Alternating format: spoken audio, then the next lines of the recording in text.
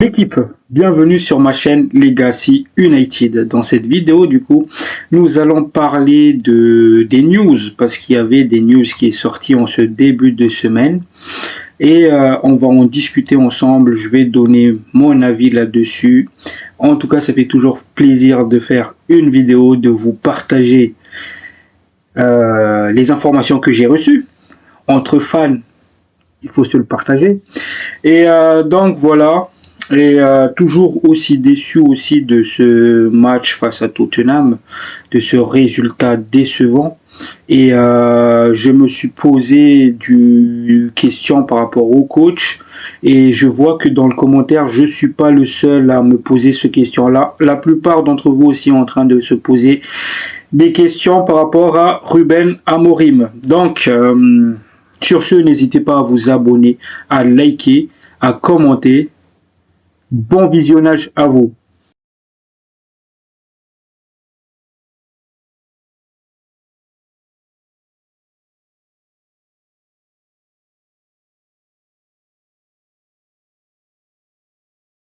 Mes fans mancuniens, bonsoir à vous. J'espère que tout va bien pour vous.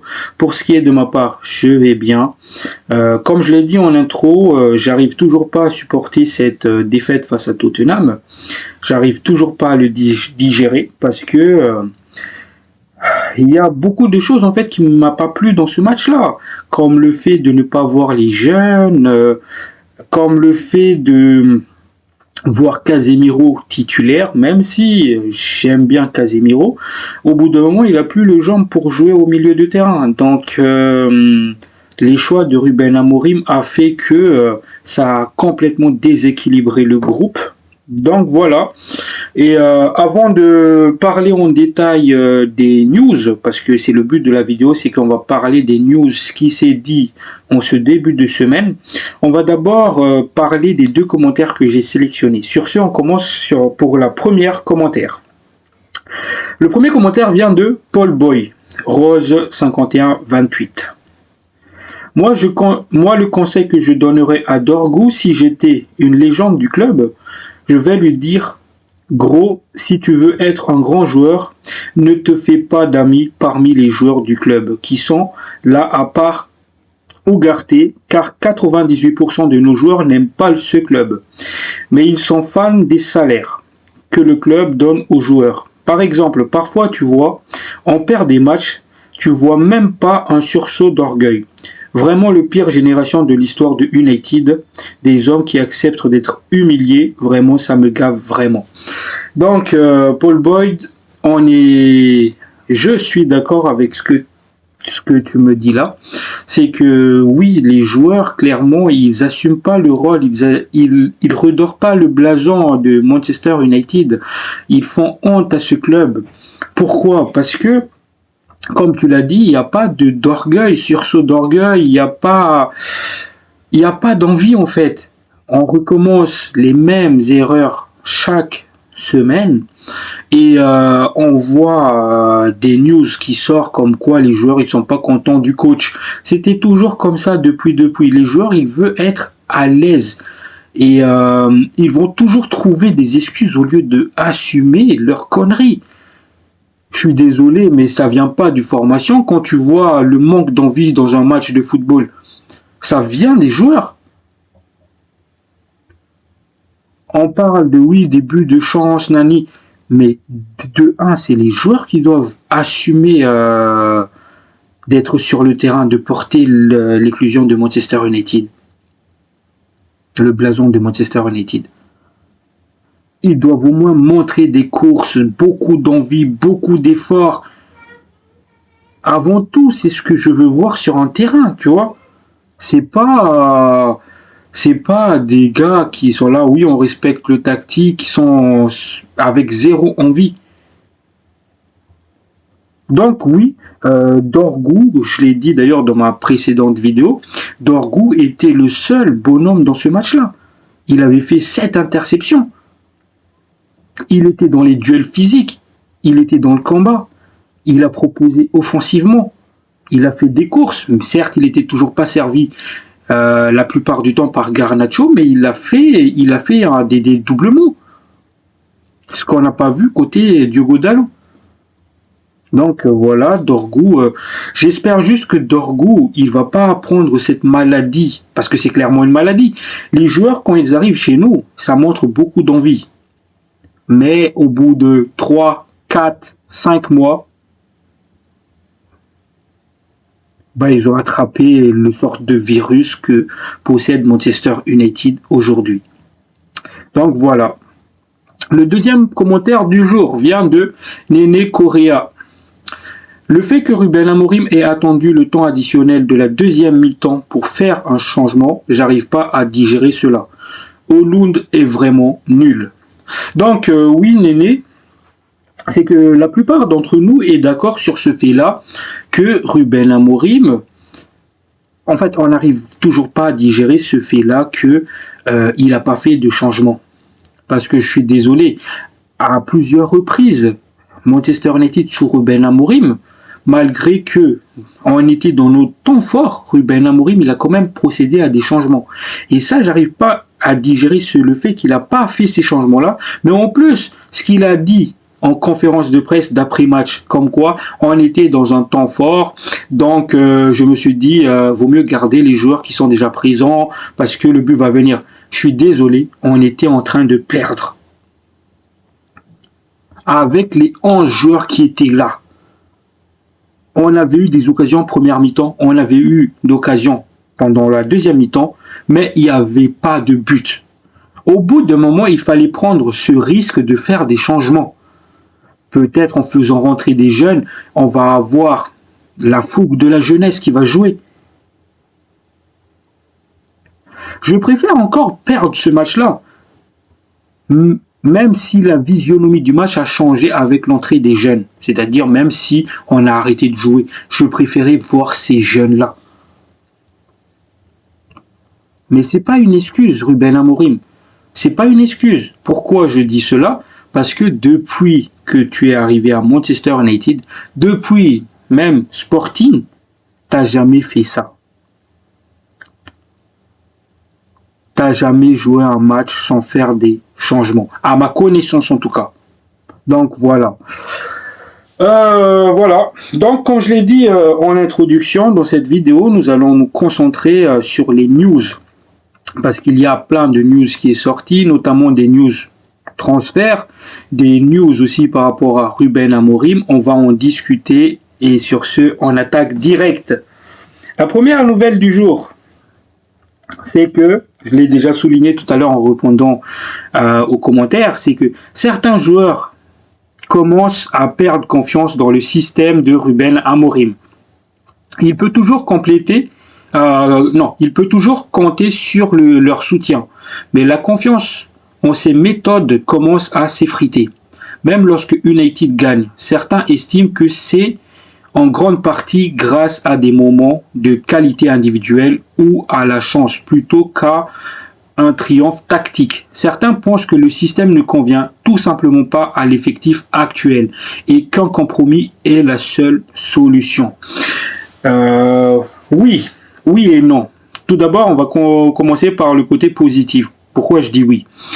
C'est que, on le savait tous, nos joueurs ne sont pas adaptés au système proposé par Ruben Amorim.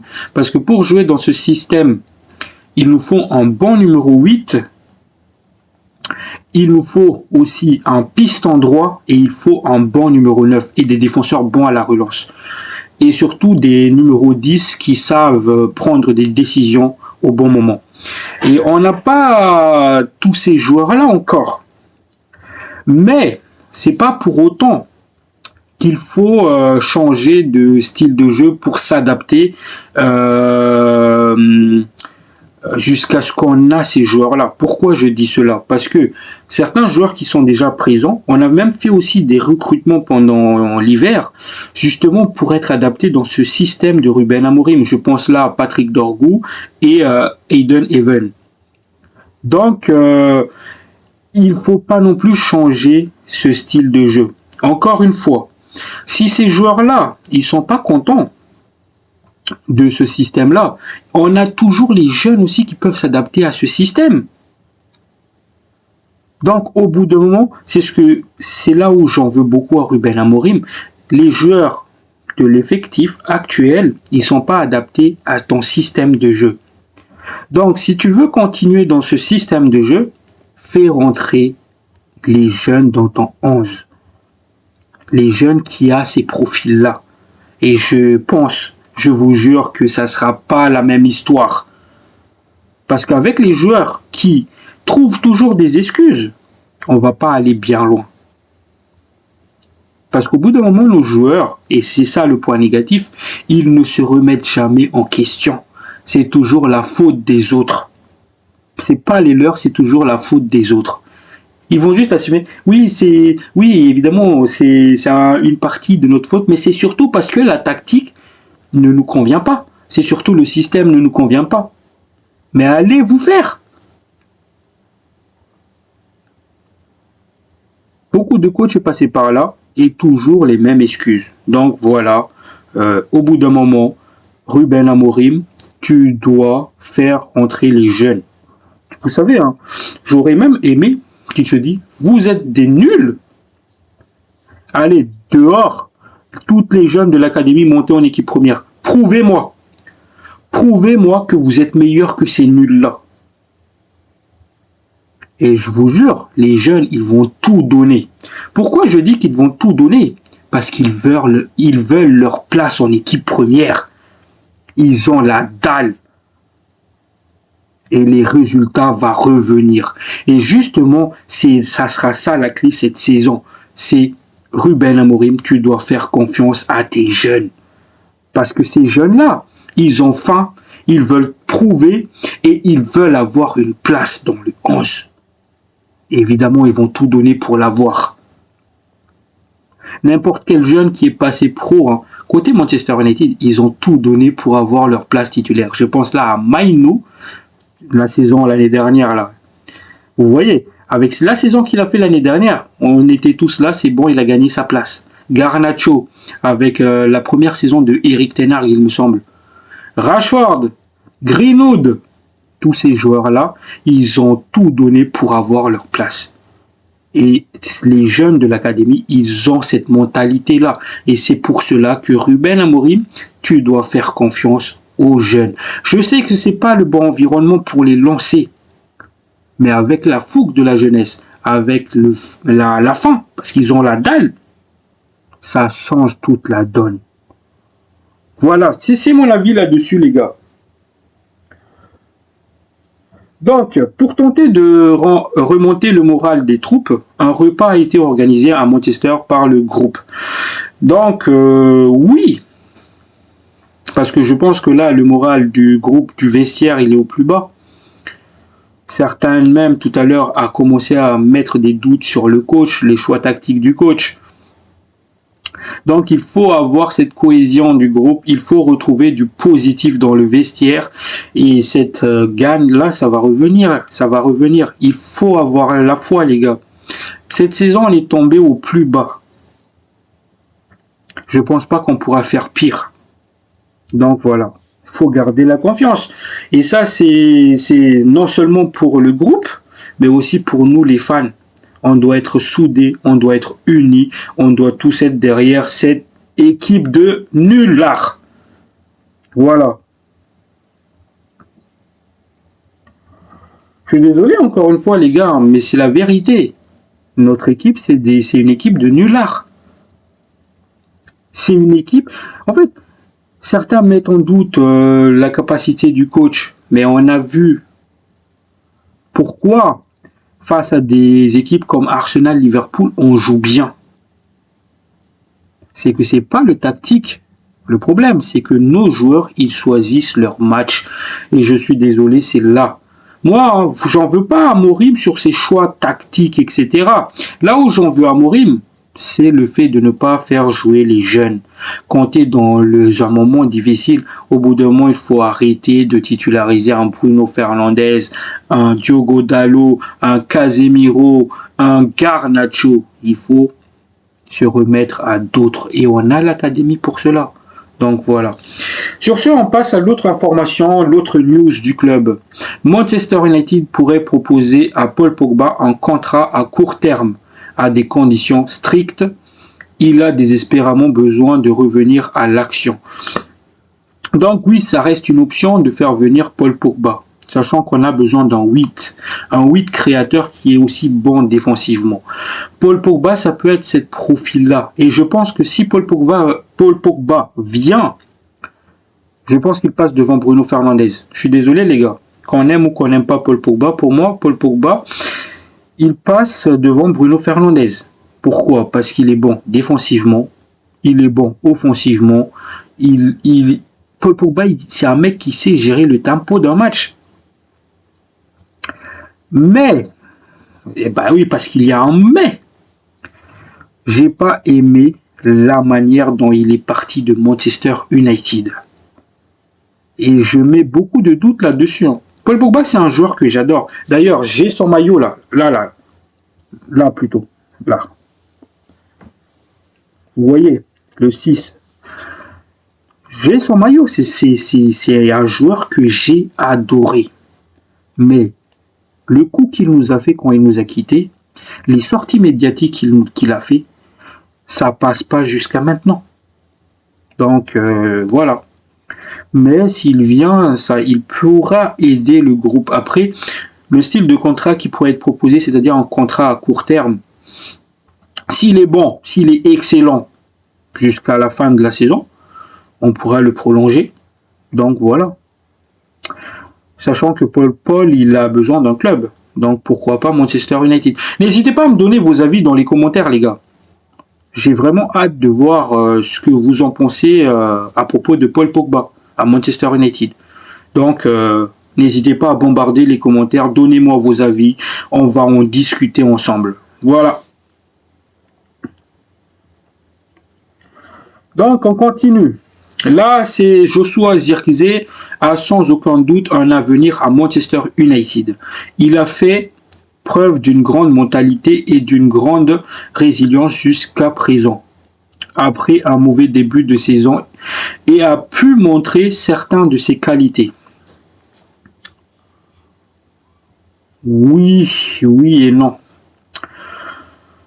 Oui, il a fait vraiment preuve de mentalité solide, parce que avec ce qui s'est passé à Newcastle, je m'attendais que ça y est, c'était fini pour lui.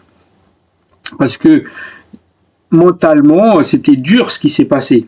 Mais il est plutôt bien revenu. Et il a plutôt été meilleur que Hollande. Mais encore une fois, Hollande, il est nul, quoi. Donc, moi, je persiste toujours à dire que Joshua Zirkzee, c'est pas un numéro 9. C'est plutôt un numéro 10. Il doit jouer dans cette position plus bas. La position où il a joué face à Tottenham. Mais le problème, justement, face à Tottenham, c'est qu'il nous a montré sa technique. C'est un joueur qui possède beaucoup de technicité. Mais le problème, c'est qu'il en fait trop. À un moment dans le match, il a mis un petit pont à un défenseur de Tottenham et il a voulu enchaîner par un autre dribble au lieu de lâcher la balle. Et ça, je pense qu'il doit s'améliorer là-dessus. Mais c'est un profil jeune, il pourrait évoluer. Et moi, je le dis, il est meilleur que Hollande. Donc voilà, c'est un profil à développer. Maintenant, quitte à choisir entre Hollande et Zirkzee au jour d'aujourd'hui, je prendrai tous les jours Zirkzee. Voilà, ça reste aussi mon avis, les gars. Donc, d'ailleurs, Ruben Amorim, il est revenu sur Zirkzee. Josh n'est pas un vrai 9. Il a davantage joué comme un 10. Il est plus fort physiquement, il travaille dur, c'est une meilleure position pour lui. Il s'améliore, il gagne plus de duels. C'est vrai, il gagne beaucoup plus de duels que Hollande déjà. Et il s'améliore beaucoup. Et oui, c'est un numéro 10. C'est pas un vrai 9. Soit en fait c'est un faux numéro 9, soit c'est un 10. Mais à aucun moment Josh doit jouer 9. Donc j'espère vraiment qu'il va s'améliorer. Et j'espère vraiment aussi que il va lâcher cette balle un peu plus rapidement. C'est ce que je pense de Joshua Zirkzee. Donc, on continue. Donc, pendant le week-end, Anthony a encore marqué. Et il a fait partie de l'équipe de la semaine en Liga. Anthony, quand même, il fait un très très bon début avec le Betis Séville. 3 matchs, 3 buts, ou bien 4 matchs, 3 buts. Mais en tout cas, 3 fois homme du match. Anthony, ça me rappelle un peu son début à Manchester United. Les 3 premiers matchs, 3 buts. Mais après, plus vraiment rien. J'espère qu'il va continuer sur sa lancée. Parce que s'il continue sur sa lancée, même si Manchester United ne va plus le garder, sa valeur marchande va augmenter. Mais surtout, les prétendants pour l'acheter vont augmenter. Et ça peut être que positif pour Manchester United. Et encore une fois, je suis très très content pour lui, pour ce qu'il fait en Liga. Et je pense que la Liga, c'est le championnat qui est adapté à Anthony. Je vois certains sur les réseaux. Ils commencent à dire, oui, Manchester United, vraiment, c'est eux le problème. Non, les gars. C'est juste que le profil de Anthony ne correspond pas au type de joueur recherché par Manchester United. Il n'est pas adapté tout simplement pour le championnat anglais. Mais je pense que la Liga, avec le tiki-taka, ça sera un excellent joueur, je pense.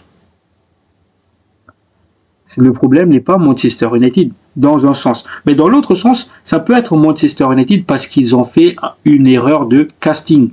Ils ont mal choisi l'ailier qu'il fallait. Parce que moi, à l'époque, certes, je ne l'ai pas dit sur YouTube, mais j'avais dit que Kudus était plus intéressant, moins cher, et c'était meilleur que Anthony. Mais Manchester United a décidé de miser sur Anthony, un profil qui n'est pas adapté à la première ligue. Voilà, c'est ça le problème en vrai. On continue. Manchester United a récemment envoyé des recruteurs à Galatasaray pour observer Victor Osimhen, les scouts. Dans tous les cas, les gars, je pense que l'été prochain, on va avoir un grand numéro 9.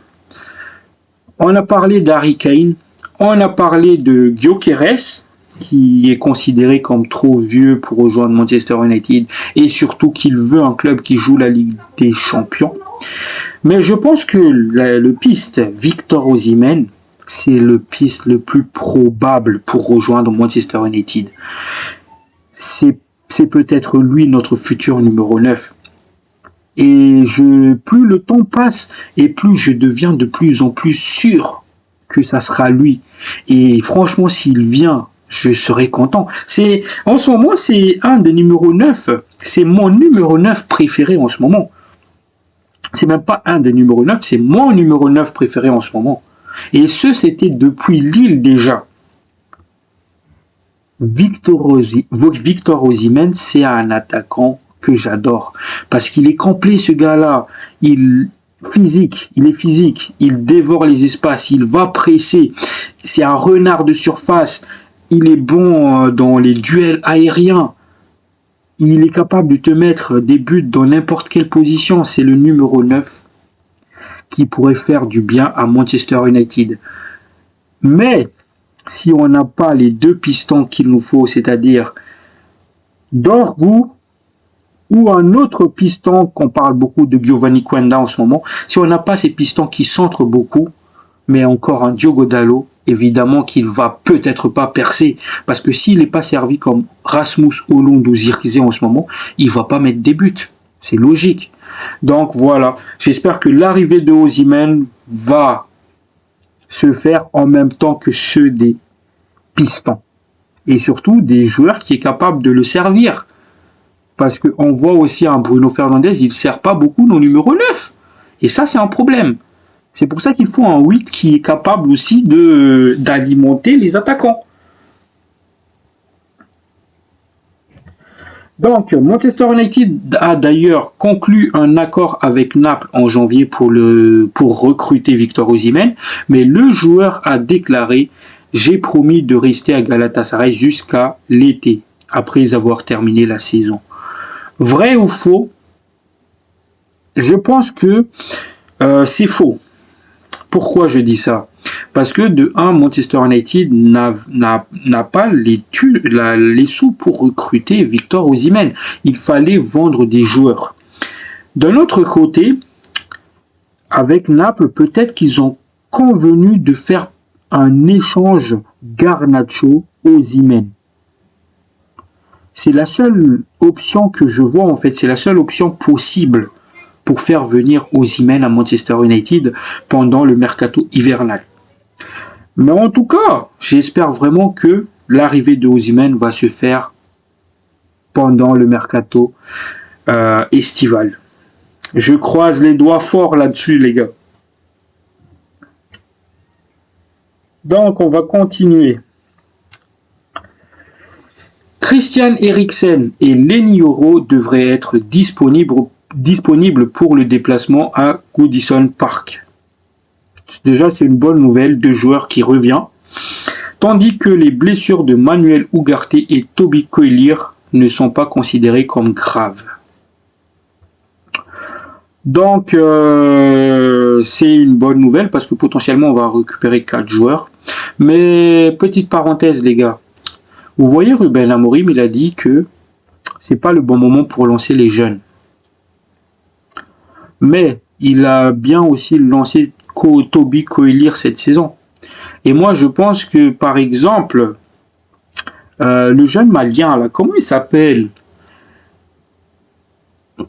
Sékou Koné est meilleur qu'un Toby Coilier. Je pense. Et de très très loin. Sékou Koné est meilleur que lui. Donc, l'excuse de les jeunes ne sont pas prêts, ça passe pas. Donc voilà, c'est une bonne nouvelle. En tout cas, on va récupérer surtout Manuel Ugarte qui est un joueur important du groupe et Leny Yoro qui remplace plutôt bien, je trouve, Lisandro Martinez. Même si dans les passes qui cassent des lignes, c'était là le point fort de Licha. C'est ces passes-là qui cassent les lignes, mais surtout c'est ces montées avec la balle. Donc, j'espère vraiment que Yoro va s'améliorer encore une fois pour pouvoir jouer comme un Licha. Après, il y a Haven, on l'a recruté pour cela. Et d'ailleurs, ça, je comprends pas, on l'a recruté pour être le doublure de Licha. Le joueur, on le voit pas jusqu'à maintenant. Donc, voilà. On continue. Manchester United progresse dans les négociations pour tenter de parvenir à un accord préliminaire pour signer Giovanni Quenda avant l'été. United estime environ que le joueur vaut environ 33 millions de livres sterling, tandis que le Sporting en veut plus près de 50 millions de livres sterling. Quenda est certainement désireux de rejoindre Manchester United. Donc, encore une fois, ça avance la négociation entre Giovanni Quenda et Manchester United, Sporting et Manchester United.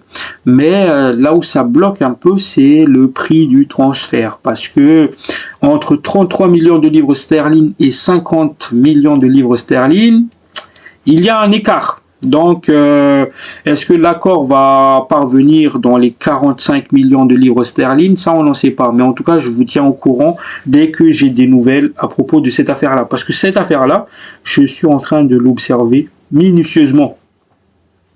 Osimhen et Quenda, c'est les 2 affaires que je suis absolument. Mais aussi celui du numéro 8, hein, les gars. Parce que le numéro 8, voilà. Donc, Amorim d'ailleurs, il a dit des choses sur les jeunes joueurs. Ils joueront. Déjà là, il nous confirme que les jeunes, ils vont jouer. Il y a la Coupe d'Europe, il y a la Coupe, c'est-à-dire la FA Cup, et l'Europe, et ils joueront. Donc, c'est déjà une bonne nouvelle parce qu'il nous confirme qu'ils vont jouer ces jeunes-là. Parce qu'il y a la FA Cup, il y a l'Europe. Donc, ils vont avoir leur chance. Et ça, déjà, c'est positif. Je pense aussi que sa décision vient du fait qu'il s'est fait critiquer par ce fait-là de ne pas avoir fait les jeunes. Nous en premier, hein, on est en train de le critiquer à propos de ça justement. Donc voilà, nous étions plus proches du but. Je ne voulais pas changer les joueurs. C'est ça l'excuse qui passe pas encore. C'est ça l'excuse que je parlais tout à l'heure. On était plus proche du but, mais au final, est-ce qu'on a marqué? Depuis le premier mi-temps, on loupait des occasions. Garnacho, il avait des face-à-face, il n'arrivait pas à marquer, etc. Peut-être qu'avec, si tu as fait les changements, peut-être qu'avec ces joueurs-là, on aurait marqué. Peut-être qu'ils ont une meilleure finition. Et ça, c'est sûr, Obishido, il a une meilleure finition déjà. Parce qu'on l'a vu à plusieurs reprises. Donc voilà, ça, Amorim, j'espère vraiment que tu vas le corriger. J'espère vraiment voir les jeunes. La saison, elle est finie.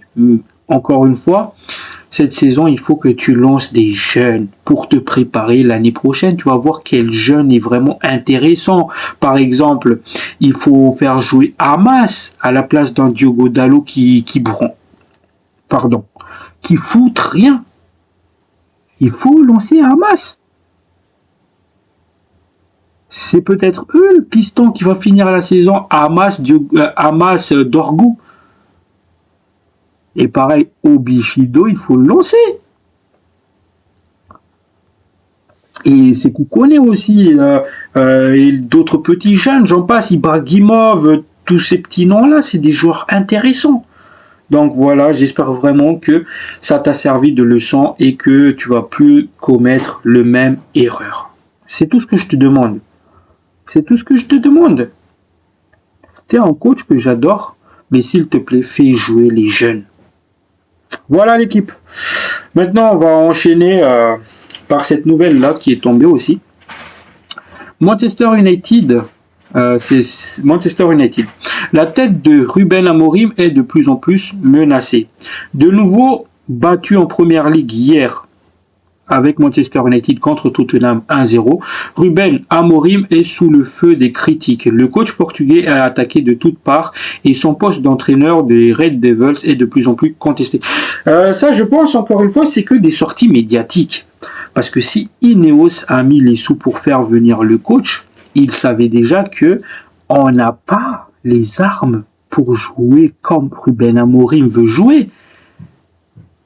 Et c'est pour ça que j'en voulais beaucoup à Ineos, parce que tu fais venir Ruben Amorim, donc mercato de janvier, tu devais donner les armes.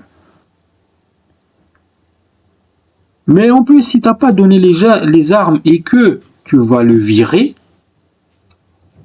sans même attendre les résultats de l'année prochaine, hein, c'est que vraiment les dirigeants font vraiment n'importe quoi.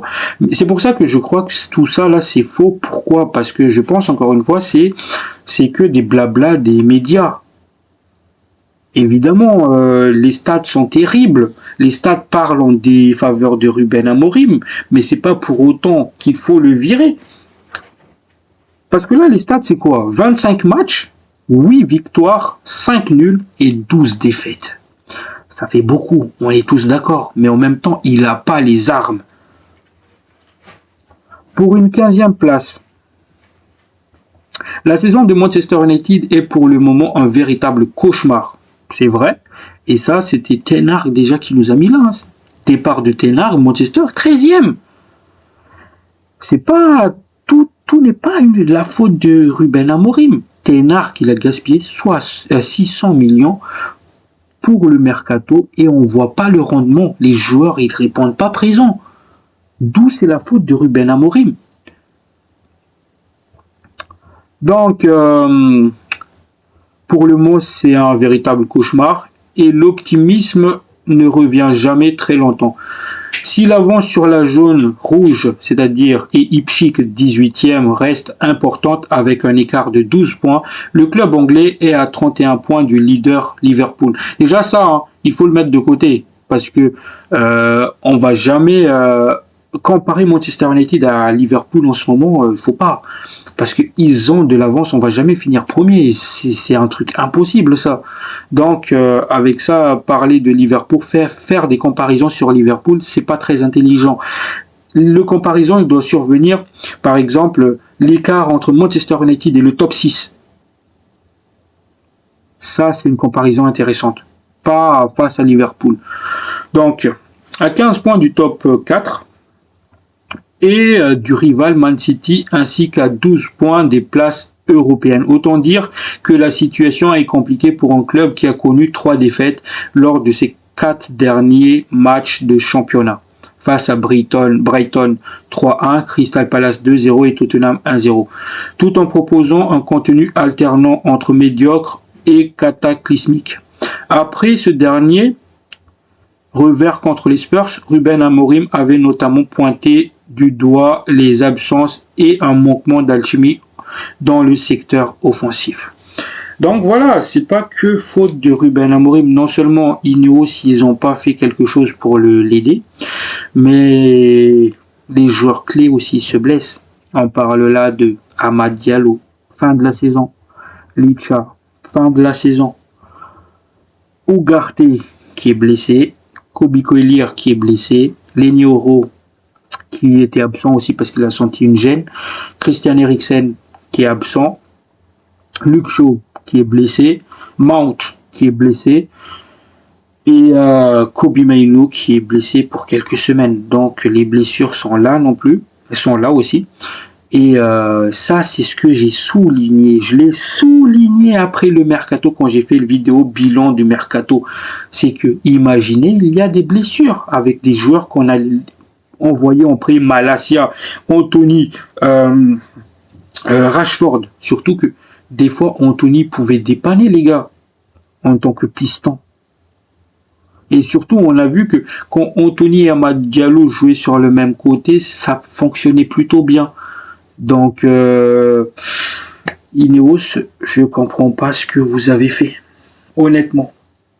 J'espère juste qu'on va survivre, on va se battre pour y arriver et on va tous être derrière notre équipe. On va mal cette saison. Il faut les soutenir, les gars. Parce que je crois beaucoup, pas en ces joueurs, je crois en Ruben Amorim. Je crois qu'avec un bon mercato estival, cette équipe-là pourrait faire mal. Cette équipe-là pourrait redevenir un grand, revenir au sommet. Je pense sincèrement qu'avec Ruben Amorim, on va faire du Arsenal. C'est-à-dire, Arsenal, il est passé par là. Ils ont fait des saisons catastrophiques. Puis petit à petit, ils sont montés en puissance et c'est le Arsenal qu'on connaît aujourd'hui. Donc, je crois vraiment qu'on va faire le même parcours qu'un Arsenal. J'espère juste qu'on va pas faire le même parcours qu'un Chelsea. C'est-à-dire, l'année dernière, ils étaient médiocres et d'un coup, là, ils sont dans le top 6. Mais dernièrement, ils n'arrivent plus à marquer. Ils n'arrivent plus à gagner. Donc, j'espère juste ne pas faire comme du Chelsea. J'espère vraiment qu'on va faire comme du Arsenal. Et même mieux encore. Parce que Arsenal, certes, ils sont revenus au sommet. Mais ils n'arrivent toujours pas à gagner du trophée. Donc, voilà. Sur ce, l'équipe, j'ai fait un peu le tour de tout ce que j'avais à dire. Et si vous êtes arrivé jusqu'à là, n'hésitez pas à vous abonner. N'hésitez pas à soutenir la chaîne, les gars. N'hésitez pas à me donner de la force. Et surtout, n'hésitez pas à commenter, à me donner vos avis, à faire des retours. Et surtout, j'hésiterai pas à répondre. De toute façon, je réponds à tous les commentaires, les gars. Donc, abonnez-vous, un petit like, un petit commentaire, ça fait toujours plaisir. Sur ce, prenez soin de vous, la famille. Ciao, ciao.